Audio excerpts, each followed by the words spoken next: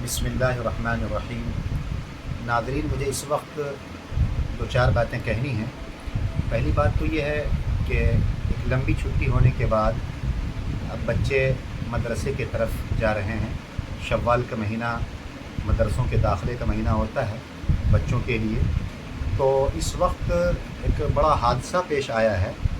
बेगूसराय के बच्चे हैं, मुकामा स्टेशन पर ये मामला आया है कि छोटे छोटे बच्चे इस वक्त गुजरात जा रहे हैं तालीम हासिल करने के लिए। ठीक है, अच्छी बात है, आप तालीम के लिए जा रहे हैं, लेकिन इन बातों का ख्याल रखना है कि मौजूदा हालात के पस मंज़र में हमें किस तरीके से कदम उठाना है। मैं उलमा से भी कहूँगा और अइम्मा हज़रात से भी कहूँगा और गार्जियन हज़रात से भी कहूँगा कि ये छोटे छोटे बच्चे जो तालीम हासिल करने के लिए बड़े मदरसों का रुख इख्तियार करते हैं और लंबे सफ़र पर जाते हैं।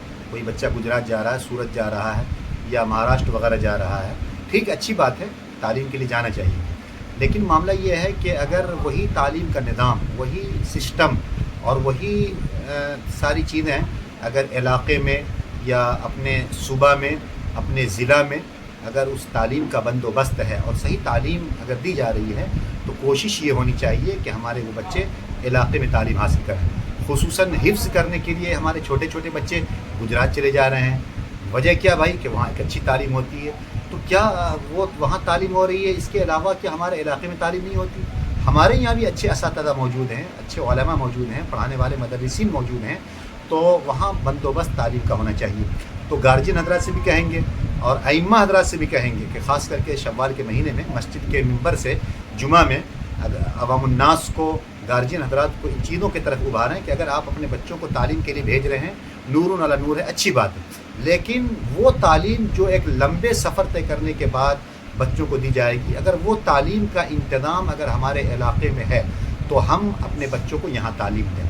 और असातिज़ा से भी कहेंगे कि चंद पैसों के खातिर या यूँ कहिए कि मदरसों को आबाद करने के खातिर एक एक असातिज़ा, एक एक उस्ताद या दो उस्ताद मिल कर के 30-30, 40-40 बच्चों को लेकर चले जा रहे हैं। और हुकूमत के भी कुछ कानून हैं, उस कवानीन का भी ख्याल रखना ज़रूरी है। बाद में सर पीटते हैं, परेशानी झेलते हैं, और जो ज़िला के जमीयत होते हैं, उलमा हज़रात होते हैं, कायदीन होते हैं, जो जिनके कांधों पर ज़िम्मेदारी होती है, वो फिर बहुत परेशान होते हैं।